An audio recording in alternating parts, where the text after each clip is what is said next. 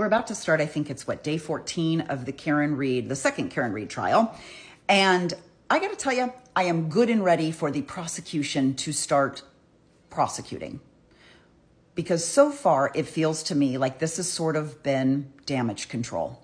And what I mean by that is I feel like we spent a couple of days trying to prove that Jen McCabe wasn't a liar. We spent a couple of days trying to prove that John's step data, health data, phone, all of this phone data was not telling you what you think it's telling you. And then we spent a couple of days trying to prove that all of the police involved did a thorough investigation. So it has been, I feel like it's been defending the prosecution's witnesses more than it's been aimed at, let's prove Karen Read is guilty. Now, this is a younger jury. So this isn't one of those things where you can just show a bunch of videos and they go, oh yeah, she was angry and drunk and people say, I hit him, so she must have done it. They're going to probably expect to see documented proof. Like they're going to want to see it at minimally some sort of video reenactment, like a scene recreation. They're going to probably expect, numbers and data and those kinds of things. During the first trial, the prosecution put up Trooper Paul, who the word joke doesn't even come close. And he's saying, well, the evidence just spoke to me. And then, when he's asked questions like, well, how do you suppose the cell phone, like, how do you explain the cell phone ended up underneath John's body? And he's like, it just did. Now, I know there are plenty of people who believe Karen Read is guilty. And they literally think that a 200-pound man can stand on the side of the road as a 6,000-pound SUV comes straight at him. He doesn't get out of the way. He just sticks out his arm and the tail light shreds his arm. And then he ends up dead in the lawn. But he has no injuries from his neck down. Maybe, I guess. This is why I can't wait for the prosecution to start prosecuting, because I want to hear how they explain this. And I've never been hit by a car. And I've never hit a pedestrian with my car, so I don't have firsthand knowledge. What I do have is information from a lawsuit that was filed against the Canton PD, actually specifically Chief of Police Helena Rafferty, who did hit a pedestrian.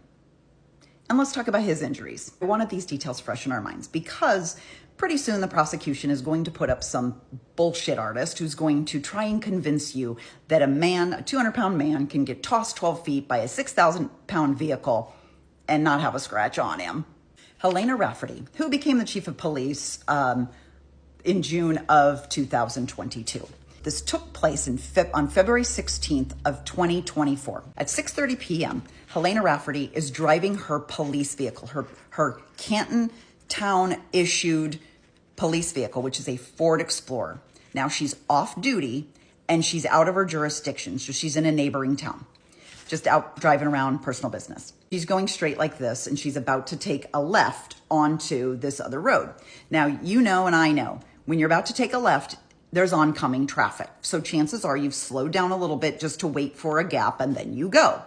She goes to turn left, and sure enough, as soon as she starts to go, she looks up and her headlights catch a man in the crosswalk. The pedestrian is a 67-year-old man. He is wearing a yellow reflective vest, and he's walking with a cane.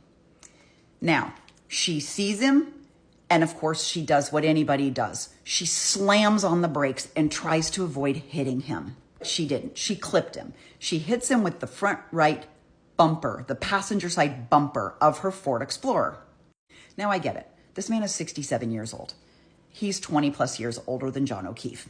And yes, his bones are a little bit more brittle. John is, a big strapping lad. I get that. But in this case, the driver had desperately put on the brakes. So the car was going much, much, much slower than it would have been in the Karen Read situation. The Commonwealth is claiming that Karen Read, in a fit of rage, put her car in reverse and she fucking gunned it. Gas pedal down 75% of the way, straight for John O'Keefe. And there's no evidence that John O'Keefe might have tried to even get out of the way. So he stood there and took the brunt of it with apparently his arm. So he would have stood there as that vehicle barreled directly for him. No sign that she ever applied the brakes. So it would have hit him full on 24 miles per hour. And that doesn't sound very fast, but here's the story of a man who got hit. Probably, I mean, she might have been going less than 10. Here's what that gentleman suffered. He had multiple fractures to his legs, ribs, and shoulder. He also had to have follow-up surgery, a major knee surgery, and spent 2 weeks in the hospital. Helena Rafferty did a very smart thing. She immediately had their police chief, because she's in a different town, she had their police chief come down. They gave her a breathalyzer, no alcohol in her system whatsoever. It was just a terrible, terrible accident. These things happen. But her big mistake is she didn't tell anybody. She didn't report it. And so for 6 weeks, she kept it hidden because it was in a different jurisdiction and no one ever knew it happened. And she was given a citation for failure to yield to a pedestrian in a crosswalk, basically a ticket, and she had to pay a fine. Finally, after 6 weeks, she comes clean.